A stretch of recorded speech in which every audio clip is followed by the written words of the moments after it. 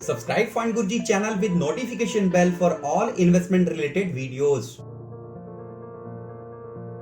Good morning दोस्तों, स्वागत है आपका मेरे फंड गुरुजी चैनल में। क्यूएनए वीडियो काफी दिनों बाद बना रहा हूं, बहुत ही अच्छे अच्छे क्वेश्चन पिक किए हैं। एक और बात वीडियो में आगे बढ़ते बढ़ते शेयर करना चाहूंगा। कई लोग मुझसे पूछते हैं कि सर आप कौन सी बुक जो है वो पढ़ते हो इन्वेस्टमेंट से रिलेटेड, तो मैं आपको बोलना चाहूंगा ये दो बुक मैं पढ़ता हूं।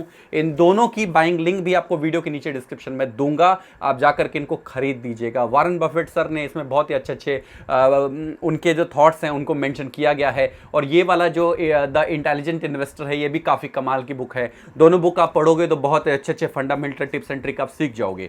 तो आज की वीडियो का सबसे पहला क्वेश्चन हम ले लेते हैं, वो आया है शुभम भट्ट जी की तरफ से। शुभम भट्ट जी ने काफ़ी फनी टाइप का क्वेश्चन पूछा है। मैं अक्सर अपनी एक एसआईपी से कैसे आप करोड़ रुपए तक पहुंच सकते हो उसमें डेमो देता हूं। 35 साल 30 साल इस तरह पकड़ता हूं। तो इन्होंने वो उस पॉइंट को पकड़ करके कमेंट्स मेंशन किया है। 10 से 12 साल का इन्वेस्टमेंट का प्लान है, कुछ बताइए। 35 साल जिंदा रहेंगे कि नहीं पता नहीं। तो यहाँ पर 10 से 12 साल का अगर आपका गोल है कि इस टाइप के प्लान में निवेश करना चाहिए, वो सब मैं आपको बताने की कोशिश करूँगा। लेकिन यहाँ पर जो आपने बोला है 35 साल तक जिंदा रहेंगे कि नहीं, तो ये एक एग्जाम्पल की तरह आप उस वीडियो को लिया करो। मैं बोलता हूं 35 से 40 साल अगर आप वेट करते हो 500 रुपीज़ से, तो भी आप 1 करोड़ के आसपास पहुंच जाओगे, 2 करोड़ के आसपास पहुंच जाओगे। तो वो आपके लिए एक डेमो होता है, एक प्रेजेंटेशन होती है कि ऐसा हो सकता है कि इतनी बेहतरीन तरीके से एवरेजिंग और कंपाउंडिंग का पावर मिलकर के आपके पैसे को इस लेवल तक बढ़ा सकते हैं लंबे टाइम में। म्यूचुअल फंड के अंदर या तो पैसा लगाओ, नहीं तो टाइम लगाओ। ये दो चीज़ें अगर आप लगाओगे आपको रिटर्न मिलेगा। अगर पैसा कम है तो टाइम ज़्यादा लगाओ, पैसा ज़्यादा है तो टाइम कम भी रहेगा, तो भी आप गोल तक पहुंच जाओगे। ओके, अभी आ जाते हैं आपके टॉपिक के ऊपर कि आपने 10 से 12 साल के लिए ही निवेश करना है। तो 10 से 12 साल के लिए आपके पोर्टफोलियो में एक अच्छा सा मिड कैप होना बहुत इंपॉर्टेंट होता है। अगर आप थोड़ा रिस्क लेके चलना चाहते हो तो मिड कैप तो आपको रखना ही रखना चाहिए, और एक अच्छा सा लार्ज कैप रख लीजिए। यहाँ पर मैंने लार्ज कैप और मिड कैप के ऊपर वीडियो ऑलरेडी की हुई हैं, तो उन वीडियो को देखिए, उनमें बेस्ट मिड कैप हैं ऑलरेडी। थोड़ी मेहनत आपको करनी पड़ेगी तो आपको पता चलेगा बेस्ट मिड कैप और लार्ज कैप कौन से हैं। और एक अच्छा सा मल्टी कैप रख लीजिए। टैक्स अगर आपका कटता है तो एक ईएलएसएस फंड आप रख सकते हैं। तो 4 प्लान के साथ में आपका पोर्टफोलियो कंप्लीट हो जाता है। और कुछ शॉर्ट टर्म गोल के लिए रखना चाहते हैं तो वो भी आप रख सकते हैं, वो आपकी मर्जी है। तो 10 साल 12 साल के अंदर इस तरह का प्लान आप लेकर के आगे निवेश करिए। लेकिन 35 साल कोई ज़्यादा नहीं होता। अगर किसी ने मान लीजिए 20-22 साल की उम्र में इन्वेस्टमेंट किया है तो 35 साल वो अपने रिटायरमेंट की प्लानिंग 35 साल के लिए कर सकता है, कोई दिक्कत नहीं है। 35 साल तो आदमी कर ही सकता है। लेते हैं यहाँ पे अगला क्वेश्चन है खुशबू सिंह जी की तरफ से। खुशबू सिंह जी ने भी काफ़ी अच्छा क्वेश्चन पूछा है, जिसके ऊपर एक्सप्लेन करना बहुत लोगों के लिए इंपॉर्टेंट हो चुका है। तो यहाँ पर इन्होंने बोला है, सर मुझे आपसे LTCG टैक्स के बारे में जानना है जो म्यूचुअल फंड में लगता है, तो प्लीज़ इस पर एक वीडियो बनाकर समझाएं कि कैसे एप्लीकेबल होता है म्यूचुअल फंड पे। तो म्यूचुअल फंड पे बहुत ही सिंपल तरीके से आपको बताता हूँ। मान लीजिए कि आपने म्यूचुअल फंड के अंदर निवेश किया। निवेश करने के बाद में आपको वहां पर लॉन्ग टर्म कैपिटल गेन किस तरह से इंप्लीमेंट होगा वो जान लीजिए। तो आपने 1 लाख रुपए गेन किया अपने लॉन्ग टर्म इन्वेस्टमेंट से, शॉर्ट टर्म नहीं। वो शॉर्ट टर्म कैपिटल गेन अलग होता है, लॉन्ग टर्म कैपिटल गेन अलग होता है। तो LTCG आपने पूछा है तो उसी को एक्सप्लेन कर लेते हैं। तो लॉन्ग टर्म कैपिटल गेन मतलब 1 ईयर से ज़्यादा अगर आप अपने पोर्टफोलियो में किसी म्यूचुअल फंड प्लान को रखते हो और उस प्लान के ऊपर आपको 1 लाख रुपए का प्रॉफिट होता है, तो उसके ऊपर 10% आपको LTCG देना पड़ता है। अभी आपको कुछ पता चला मेन। तो अगर आप एग्जाम्पल के लिए निवेश किए और 1 लाख रुपए आप गेन कर गए तो वहां पर 10% आपको LTCG पे करना पड़ेगा। तो सिंपल तरीके से आप इस तरह से समझ सकते हो। अगर कुछ डाउट रह गया है तो अगर आपकी रिक्वायरमेंट है इसके ऊपर सेपरेट वीडियो की, तो नीचे कमेंट्स करके आपको बताना पड़ेगा कि इसके ऊपर सेपरेट वीडियो बना के दीजिए। मैं LTCG long term capital gain, short term capital gain के ऊपर एक सेपरेट वीडियो बनाकर आपको पूरी अच्छी तरीके से एक्सप्लेन कर दूंगा। इस वीडियो में ज़्यादा बात करूंगा तो लंबा हो जाएगा। लेते हैं यहाँ पे अगला क्वेश्चन आया है करण गुप्ता जी की तरफ से। करण गुप्ता जी ने भी काफी अच्छा क्वेश्चन पूछा है। Sir I am doing SIP of 2500 each in Kotak emerging equity since 1 year and Nippon India small cap since 2 years. Should I keep investing in these scheme for a long term, or should I stop investing in mid or small cap? I also have other SIP in large and multi cap funds. तो यहाँ पर इन्होंने क्या बोला है, थोड़ा सा ध्यान से सुनिएगा। इन्होंने बात किया है इमर्जिंग फंड की और स्मॉल कैप फंड की, मतलब एक पोर्टफोलियो के अंदर दो दो स्मॉल कैप यहाँ पर क्या कर रहे हैं। अगर आप मुझे कंटिन्यू फॉलो करते हैं तो मैंने हर टाइम हर वीडियो में जहाँ पर भी इस टाइप की कोई चीज़ें आई हैं तो मैंने मना किया है कि एक पोर्टफोलियो के अंदर दो दो तीन तीन स्मॉल कैप मत रखिए। आप एक अच्छा सा मिड कैप रख लीजिए, एक लार्ज कैप रख लीजिए, मल्टी कैप रखा है बहुत बढ़िया बात है। तो इस तरह से पोर्टफोलियो को डिज़ाइन करिए। आप एक ही कैटेगरी के बहुत सारे एएमसी के साथ में अगर फंड रखते हो तो उसमें ज़्यादा कुछ आपको हासिल नहीं होगा, उल्टा आपको प्रॉब्लम ही होगी। क्योंकि हो सकता हो कि कोई ना कोई एएमसी के साथ में जो प्लान आपने लिए रखा है उसके अंदर जो कंपनियां हैं उनमें कोई गलत सिलेक्शन भी हो सकता है, तो वहां पर बहुत सारा वेरिएशन आपको देखने के लिए मिलेगा और एवरेजिंग करने में भी आपको प्रॉब्लम होगी। जैसे मार्केट अभी डाउन है तो मैं हमेशा रिकमेंड करता हूं मार्केट जब डाउन हो तो वहां पर लमसम करो, तो उससे क्या होगा, आपका जो लॉस है वो मिनिमाइज होता चला जाएगा और आप जब मार्केट रिकवर करोगी तो फटाफट रिकवर हो जाओगे। तो यहां पे सबसे पहली गलती तो यही है कि दो दो स्मॉल कैप आपने लिया हुआ है, और मैं तो आपको यही बोलूंगा कि दोनों को आप बंद करना चाहो तो कर लो। सबसे बेहतरीन रहेगा आपके लिए Axis mid cap fund. Axis mid cap fund मुझे बहुत अच्छा लगता है, बहुत ही अच्छे रिटर्न देने के लिए जाना जाता है। ओके गाइज, तो यहां पर देखिए, और यहां पर इन्होंने मिड कैप और स्मॉल कैप में एसआईपी बंद करने की बात भी बोली है। तो यहां पर मैं आपको बोलना चाहूंगा, वॉरेन बफेट सर ने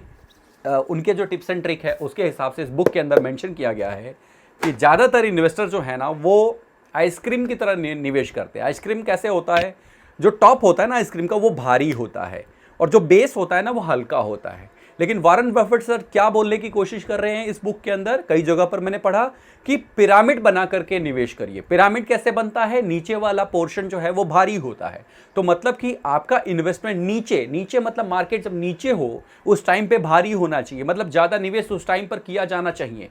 तो जब मार्केट अच्छी सिचुएशन में चल रही थी तब आपने एसआईपी को कंटिन्यू रखने में कोई भी प्रॉब्लम आपको नहीं हुई। अभी मार्केट डाउन है तो आप क्लोज करने की कोशिश कर रहे हो, तो बिल्कुल आपका डिसीजन यहाँ पर सरासर गलत है। आप एक काम कर सकते हो, इन दोनों एसआईपी को क्लोज करके न्यू एसआईपी या तो आप इंडेक्स फंड में शुरू कर सकते हो, नहीं तो एक्सेस मिड कैप फंड भी आपके लिए बहुत बढ़िया रिटर्न दे सकता है। एक वी शेप रिकवरी जब आपको निफ्टी के अंदर, सेंसेक्स के अंदर दिखेगी तो आपका फंड भी वहां पर आपको 10-12% का रिटर्न जो है वो दिखाता हुआ नजर आएगा।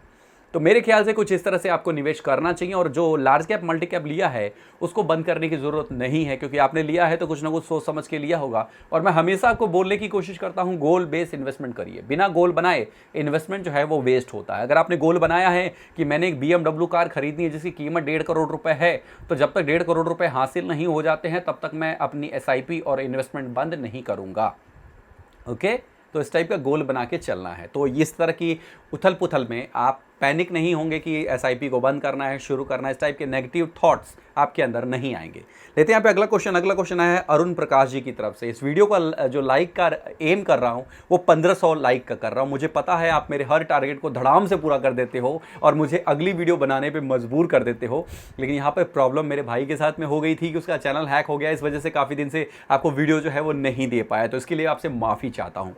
तो यहाँ पर अरुण प्रकाश जी ने भी काफ़ी अच्छा क्वेश्चन पूछा है, सुन लीजिएगा। लॉकडाउन में एसबीआई कौन सा म्यूचुअल फंड करें?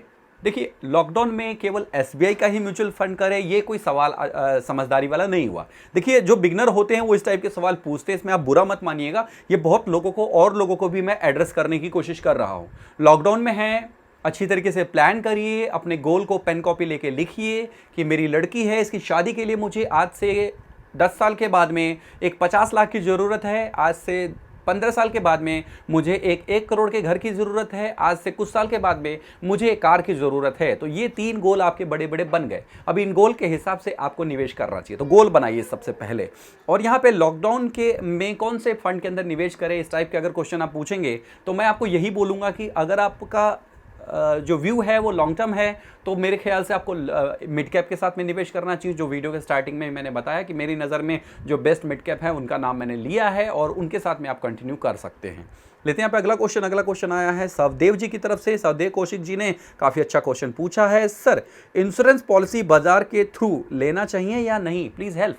ये क्वेश्चन काफ़ी इंपॉर्टेंट है। पॉलिसी बाजार पे एक बार नंबर देखिए, मैं किसी भी साइट की बुराई नहीं कर रहा हूँ, जो मैंने ग्राउंड में फेस किया है ना वही आपसे शेयर कर रहा हूँ। भाई पॉलिसी बाजार वाले, आप सुन करके ऐसा मत सोचना कि मैं आपके लिए नेगेटिव प्रचार कर रहा हूँ। ऐसा कोई मेरा इंटेंशन नहीं है, लेकिन मैंने ये फील किया कि अगर आपकी वेबसाइट के ऊपर एक बार अपना मोबाइल नंबर डाल दो ना, तो कॉल की बारिश हो जाती है। अगर मैं सही बोल रहा हूँ तो मेरे को जो भी देख रहे हैं वो इस चीज़ को मुझे नीचे कमेंट्स करके बताइए, क्या ये बात सही है या नहीं है कि पॉलिसी बाजार की वेबसाइट के ऊपर जब भी आप अपना मोबाइल नंबर एंटर कर देते हो तो आपको कॉल बहुत ज़्यादा आने लगते हैं। तो प्लीज़ इसको इम्प्रूव करिए, इससे आपकी ब्रांड की जो रेपुटेशन है वो ख़राब होती है, मुझे ये लगता है। बाकी हो सकता हो ये सही भी हो, गलत भी हो, आई डोंट नो। मेरी जितनी समझ है उसके हिसाब से ये आपके ब्रांड को ना कहीं आपके चार चांद में एक दाग लगाता है। पॉलिसी बाजार एक अच्छी वेबसाइट है, इसमें कोई डाउट नहीं, लेकिन इस चीज़ को आप प्लीज़ इंप्रूव करिए। कस्टमर इरिटेट होता है ज़्यादा कॉल से। एक अच्छा प्रोफेशनल आप से कम्युनिकेशन करवाइए, वही उसको जो है कन्विंस कर लेगा प्लान लेने के लिए। तो मेरे ख्याल से अगर आप पॉलिसी बाजार पे प्लान ले रहे हो तो वहाँ से भी आप ले सकते हो, लेकिन मैंने जो अपना खुद का प्लान खरीदा था वो मैं उनकी खुद की वेबसाइट पे जाकर खरीदा था।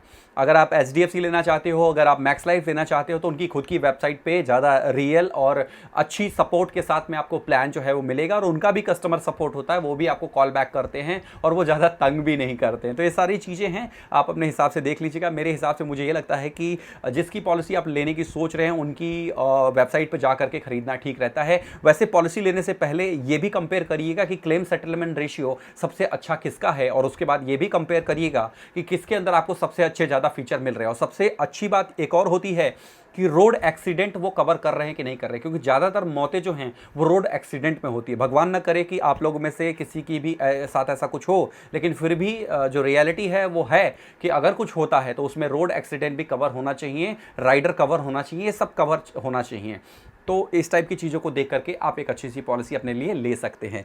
लेते हैं यहाँ पे अगला क्वेश्चन है शुभजीत जी की तरफ से। शुभजीत जी आर्मी में जॉब करते हैं और इनका जो क्वेश्चन है ना मेरे दिल को छू गया है, इस वजह से ना चाहते हुए भी ये क्वेश्चन मुझे लेना पड़ा है। और ध्यान से सुनिएगा, काफ़ी इंपॉर्टेंट क्वेश्चन है। और यहाँ पर इन्होंने बोला, सर मैं mutual fund direct online AMC से लिया हूँ, पराग पारिक जो कि काफ़ी अच्छा एक मल्टी कैब है। एक्सेस म्यूचुअल फंड कौन सा है इन्होंने नहीं लिखा है। मैं मिलिट्री में हूँ, फ्यूचर में अगर कुछ हो जाए तो मेरे घर वालों को या मेरे बीवी को कैसे पैसे मिलेंगे? अगर अलग अलग AMC का म्यूचुअल फंड है, कहाँ और कैसे किस से घर वाले मिले ताकि सारे म्यूचुअल फंड का पैसा उन्हें मिल जाए?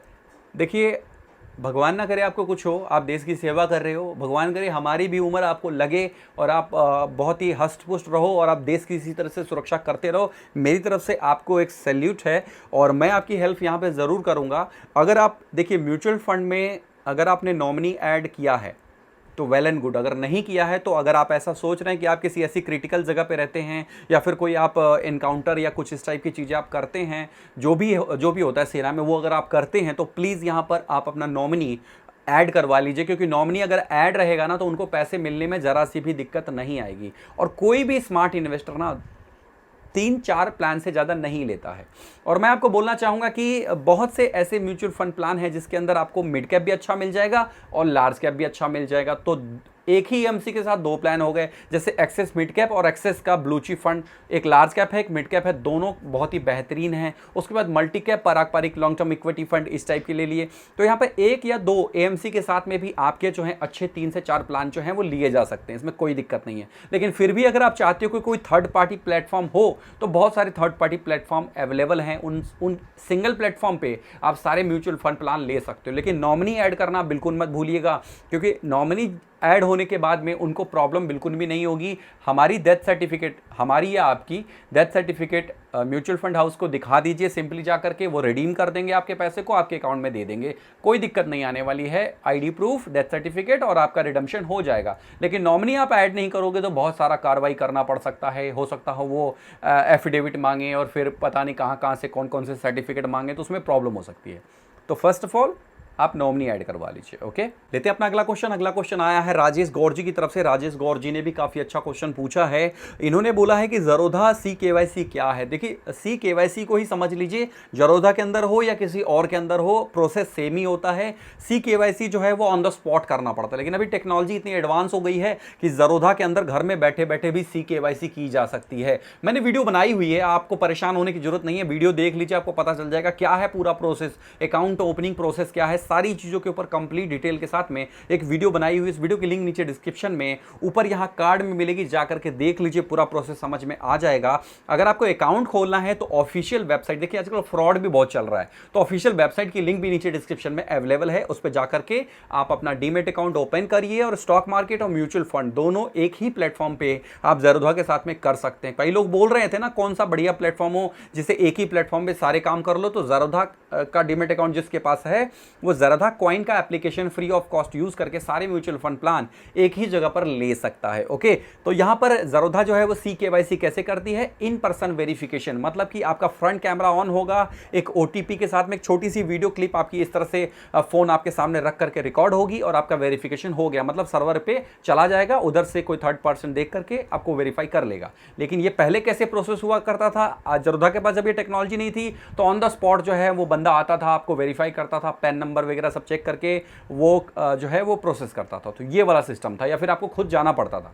अभी नहीं है, अभी आप ऐसा कर सकते हो। 200 रुपीज़ डीमेट अकाउंट ओपन करने के टोटल चार्जेस हैं। मुझे ये लगता है कि चाय कॉफ़ी में भी 200 रुपीज़ आजकल दोस्तों के साथ में खर्च हो जाते हैं, तो आप अपने लिए कुछ इन्वेस्टमेंट तो कर ही सकते हो। और ये बुक वाला इन्वेस्टमेंट तो उन लोगों के लिए बहुत इंपॉर्टेंट है जो लोग स्टॉक मार्केट में कुछ करना चाहते हैं, कुछ बनना चाहते हैं। तो इस दोनों बुक्स को आप जरा चेक कर लीजिएगा, लिंक नीचे डिस्क्रिप्शन में दे रहा हूं। लेते हैं अपना अगला क्वेश्चन। अगला क्वेश्चन आया है मोहम्मद अरबाज जी की तरफ से। इन्होंने भी काफी अच्छा क्वेश्चन पूछा है। Sir, I want to invest for long term like 20 to 25 year for future home, which fund is best? I am beginner, my per month saving just 1000 to 1500 because I am student, please answer me. ये question इन्होंने काफी बार repeat किया था और ये student हैं, बहुत सारे स्टूडेंट मुझे देखते हैं तो उनके लिए भी एक सबक होगा। देखिए, अमाउंट बहुत छोटा है और जब अमाउंट छोटा होना और टाइम बड़ा हो तो केवल एक टाइप का ही फंड आपके लिए बच जाता है, वो है मिड कैप और स्मॉल कैप। जो ज़्यादा रिस्क लेने वाले हैं उनके लिए स्मॉल कैप। देखिए, स्मॉल कैप ना हाई रिस्क और हाई रिटर्न के लिए बना है, तो उसके साथ में जाने से पहले 10 बार सोच लीजिएगा। मार्केट जब टूटेगी ना तो आपका फंड बहुत तेजी से टूटेगा भी, तो इसीलिए मिड कैप मैं ज़्यादा रिकमेंड करता हूँ। मिड कैप सेफ होते हैं स्मॉल कैप माइक्रो कैप के मुकाबले, तो choose a best mid cap और इतने टाइम के लिए आप इन्वेस्ट करो। और हर ईयर, मतलब हर साल आप जो है 500 रुपीज़ से टॉपअप करते चले जाओ। जब तक आप 25 साल पे पहुंचोगे ना, आराम से 2 करोड़ रुपए के आसपास आप पहुंच चुके होंगे, ये मेरा आपसे वादा है।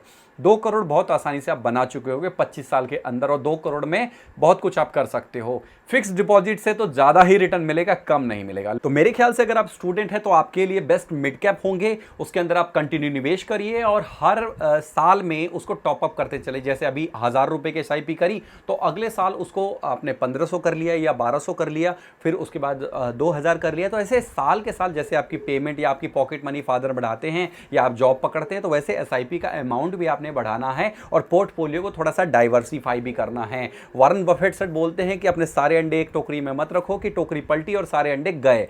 तो जब आपका पोर्टफोलियो बड़ा होता है, आप ज़्यादा निवेश करते हो, तो पैसे को डाइवर्सिफाई भी करना बहुत इंपॉर्टेंट है। ये वीडियो अगर अच्छी लगी है तो 1500 लाइक का एम है, मुझे पता है आप धड़ाम से पूरा कर दोगे। नीचे सब्सक्राइब बटन है और उसके बगल में बेल आइकन है, प्रेस करिए तो वीडियो की नोटिफिकेशन आपको मिलती रहेगी। आज के लिए कुछ इतना ही था। Thank you for watching. जय हिंद, वंदे मातरम।